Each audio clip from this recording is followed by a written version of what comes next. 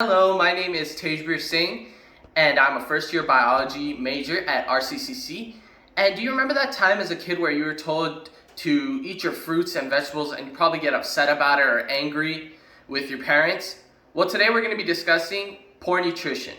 So why is it important that we talk about poor nutrition?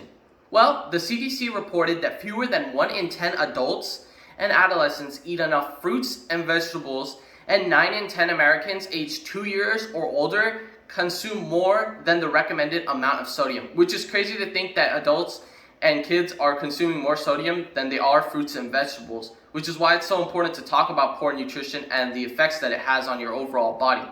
So some of the causes of poor nutrition are people who are in food insecurities, and also the fact that the cost to get the healthier options has increased so much.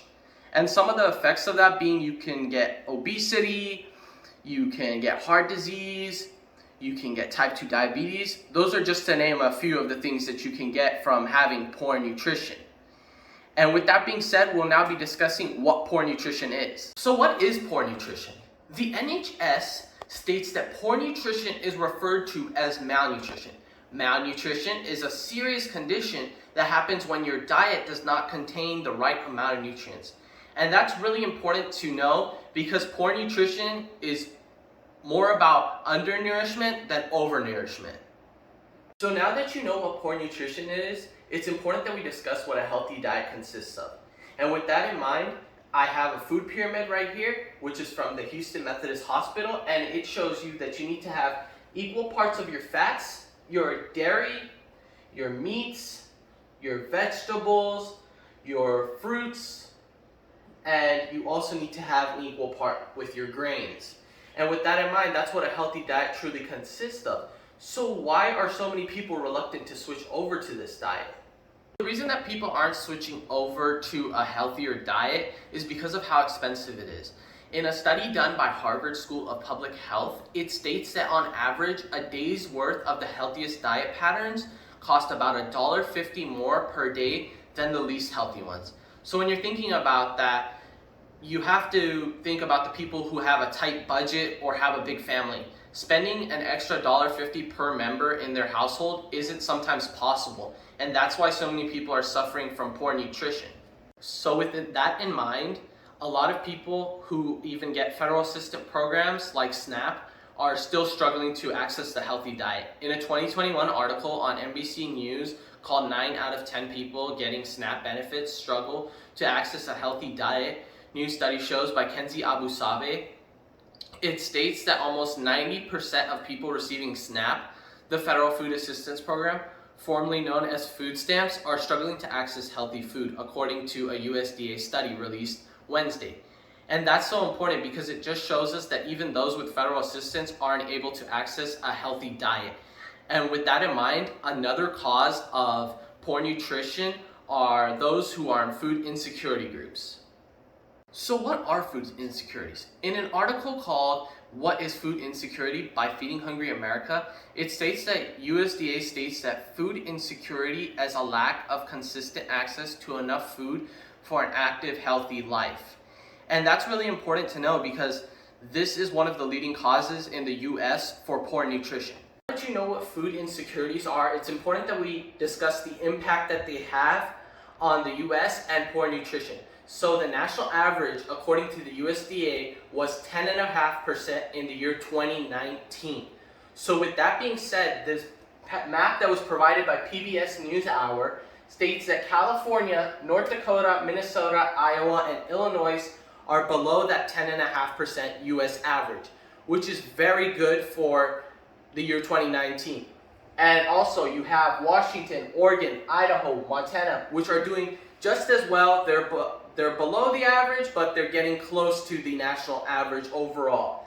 Then you have the states in red. So that's New Mexico, Texas, Oklahoma, Arkansas, Louisiana, Mississippi, Alabama.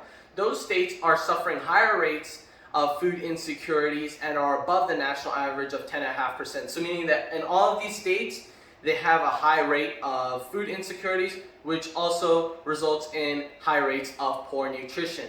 So now that you know how food insecurities impact the US and poor nutrition, it's important to also look at the new data that was given by California showing that we are at a higher food insecurity rate.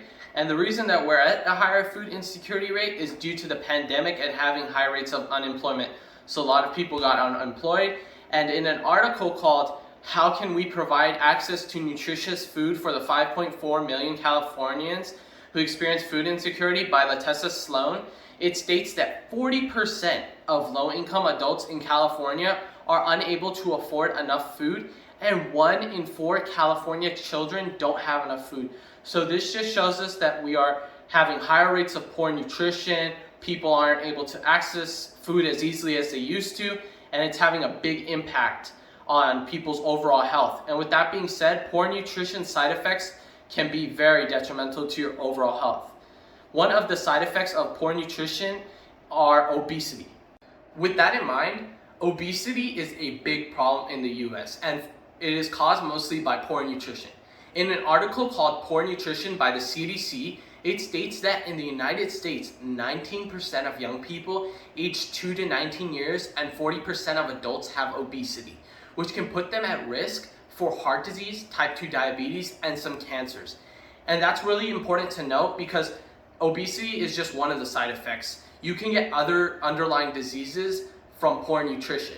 Now that you know the effects of obesity due to poor nutrition, another effect of obesity due to poor nutrition is that people are more susceptible to lung disease, liver disease, cancers, heart disease, pancreatitis, and inflamed veins, all of which are very deadly to their overall health. And this image was provided to me by San Antonio Hospital. With that being said, now that you know the effects of poor nutrition and how it is affecting our community, it is important that we make the most with what we have. Whether you have a small budget or a large budget, it is important that you try to budget for healthier options.